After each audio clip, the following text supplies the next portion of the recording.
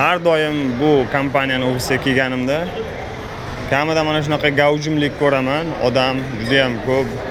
Brokerlar o'z mijozlari uchun eng o'zlariga yoqqan, eng maqbul bo'lgan unitlarni, kvartiralarni tanlab, hattoki mana ushbu kompaniya o'zining birinchi villa community'sini ham zapus qildi. Mana ko'rishingiz mumkin. Mana bu yerda to'liq hammasi berilgan. Ya'ni villaning tashqi ko'rinishi qanaqa bo'ladi? Mana juda ham zamonaviy.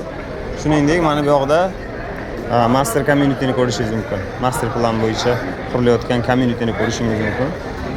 Juda ajoyib mana. Mana bu tomonda apartamentlar bo'ladi. Bu yoqda esa o'rtada umumiy qulayliklar bo'ladi mana bu yoqda. O'rtasidagi villalar, bular ham villalar, qolganlari kottejlar. Hozirda 770 tasi sotuvga qo'yilgan. Ya'ni yarmi. Bu birinchi faza deyiladi. Birinchi fazasi sotuvga qo'yilgan. GVC rayonida. Yo'q, bu Academic City'dagi GVC'dagi kvartira edi. Bu town house'lar. Bu Academic City rayonida 15 ming Burj Khalifa downtownga yetib olasiz. Birinchi marta villa va town house bozoriga qo'l urdi. 1 oy oldi. O'zi birorta joyda Dubayda yo'q. Hamma застройщикlar yarim tayyor holatda beradi.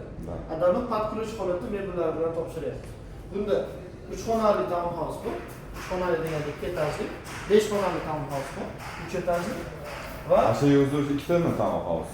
Yo'q, bu bitta, bu bitta. Kottejlar, yonma-yon joylashgan. Bitta devor qo'shilib ketgan bo'ladi. Qo'shni bo'larkan. Qo'shni bo'ladi. Devorlar o'rtasidan eshitmas ekan, daqiqa. Yo'q, eshitmaydi. Bu kvartirada eshitmaydi. Yo'q, obishda eshitadi. Yaxshilarda, konservativda eshitmaydi. 4 bedroomlarda 3 etajli bo'ladi, xuddi shunaqa. Dubayda asosan hamma joyda ochiq kuxnya qilishadi. Buni yopiq kuxnya o'zimizda O'zbekcha. O'zbeklarga yopiq kuxnya ma'qul keladi. Laundry'miz bor.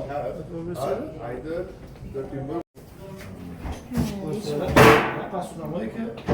Keyin hamma shu mexanizmlar bilan keladi.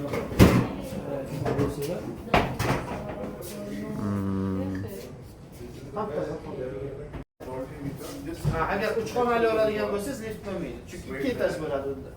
3 etaj bo'lgani uchun o'sha liftda bor. Bu 4 xonali ekan. Bu 4 yotoq xonali. Kuxnya hisob qilmasa 4 ta spalni. Xizmatchilar 6 ta bo'ladi. 7 ta xona bo'ladi. Balkon ham bor.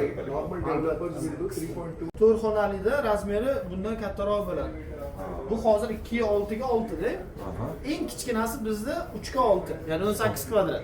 Italyanskiy vanna. Qandillar. Bu spalni, master spalni. Ikkinchi etajda, uchinchi etajda ikkitadan spalni bo'ladi. Dizaynni boplashibdi lekin-a. Mana bunga nima deysizlar? Qo'y. To'rt tarafi buni remont mebeli bilan topshirilgan. Hozir necha pul deb o'ylaysiz mebel remontlari? Shunaqa italyanskiy. Agar 200 kvadratligi 150 ming, 160 ming dollarga ketadi eng kam holatida. Men bitta so'ramoqchiman. Bu Italiyada Vizir yo'q, qilinadimi yo'q? Bu mashina qilingan italyanskida. Italiyada qilib olib kelishadi. chiroyli. Lokatsiyasi ham juda uzun. Yonimizda boshqa quruvchi kompaniya bor. Yonma-yon qo'shtirib joylashgan. Ularda 4 yotoqxonali uy ham 1,2 ming dollar. Bizda ham 1,2 ming dollar.